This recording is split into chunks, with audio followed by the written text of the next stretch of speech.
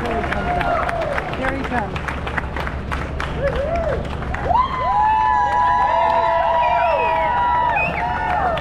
Wow. What's going on, guys? Okay, now we Everyone having a good day? Yay! It's great to be back here. The support, the outpouring, the love that I've seen in sort of the last, 56 hours has truly been incredible. So thank you to everyone here. Thank you to Senator Daines and Senator Lee. Just honestly watching sort of the evolution of what's gone on over the last few years. But in 2016, I always joke with Mike, who's become a great friend of mine, that in 2016, him and I didn't exactly get along so well on the floor of the convention. But now things have changed. Everyone is moving forward in the right direction. The unity that we see, the idea that we're taking back our country from the swamp creatures, it's a huge win. And I think that's truly evidenced by my father's vice presidential pick, J.D. Vance. Good pick, right? Yeah, I mean, not a swamp creature, someone who's been successful, someone who started with nothing, in the hills of Appalachia, to grow into that, to create a great business, to be in the military, but not in the military like after you get your doctoral degree and it's like, well, I want to be in politics, so I'll do the obligatory, but someone who did that right out of high school. I think it's such an incredible thing, and so much has changed, honestly, even in my mindset. Normally I'm, up here breathing fire and going crazy because I kind of do that well, but when I think about what happened on Saturday night, it changes so much. I mean, that honestly, it had to be sort of divine intervention when you think of, right?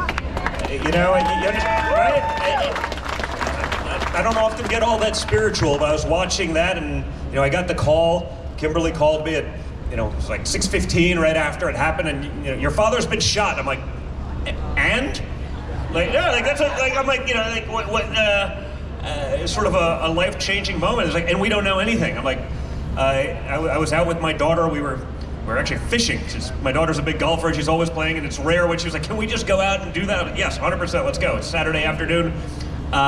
Took a couple of her friends out, and we get this call, and it's like, rush in, try to figure out, couldn't get a hold of anyone for 90 minutes. So it was a long wait. Finally, my brother and me and Kim and my ex-wife and my kids were all there. We finally get through, and I just said to my father, you know what, you were the biggest badass ever. That's it. That's all. And it's true, because when he got shot and he stood up and came up defiant, wanting to fight for our country, that's exactly what we need. It's why we had peace and prosperity.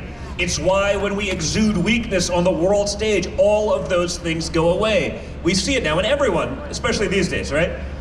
I think Mike Tyson said something pretty well about basically everyone's gotten a little too comfortable being a badass behind a keyboard. Right? It's really easy to talk crap when when you're not there in front of someone's face, but so everyone thinks they're a tough guy until they're actually put in that situation, then they're usually fooled. But to watch him literally after getting shot come up defiant, that's everything that we need. I couldn't, as a son, I could not have been more proud of him in that instant. And it was a somber moment. We then just sort of it's hard. Yeah, that adrenaline dump hits you, and it was a crazy time. So I had to break the ice with, so, Dad, how's the hair? How's the hair, Dad? He goes, the hair is fine, but it's a little bloody. It's a little bloody.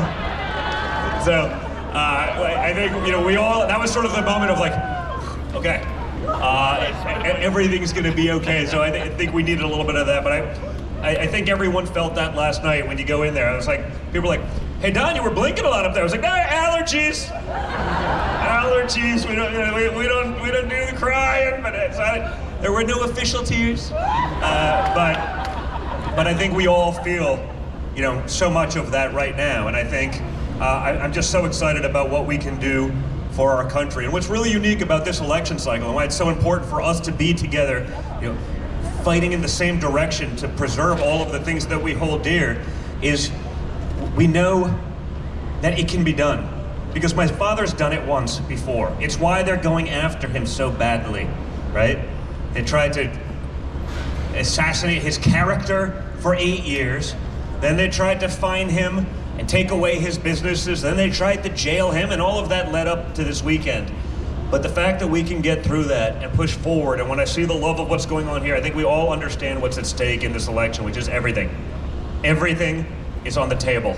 We've had 4 years under Joe Biden, and we've had 4 years under Trump. When were you better off? Trump. Not even close. By the way, hey, I wish we could go back to the good old days where I was a real estate developer and we weren't getting, crushed in the media daily and they weren't going after us physically and otherwise. I wish we could do that. But we have no choice but to defend our country, defend our rights, defend our freedoms.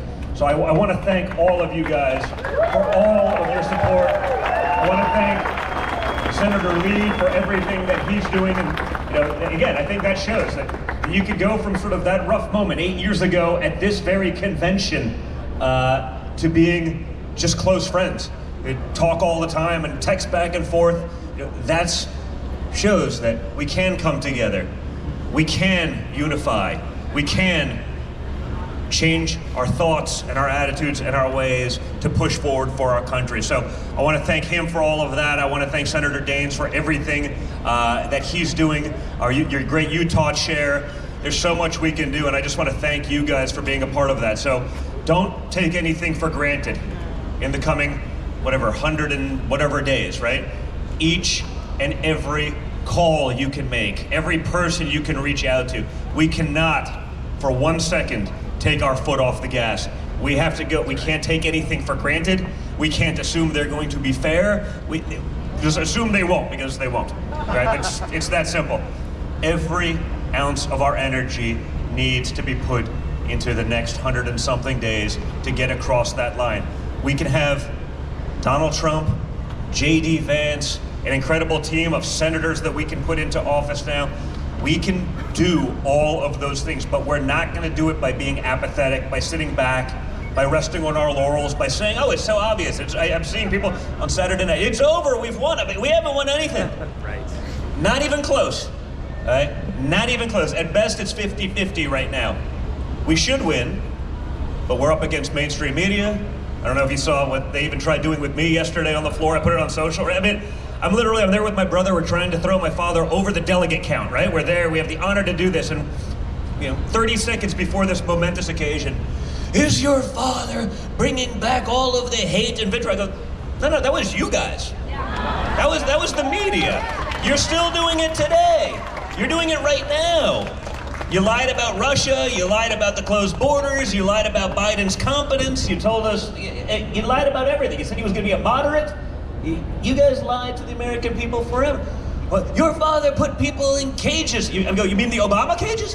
And this guy loses his mind. I'm like, even there, it's why we can never stop. Even there, 48 hours after my father was shot, they can't help but be propagandists for the regime.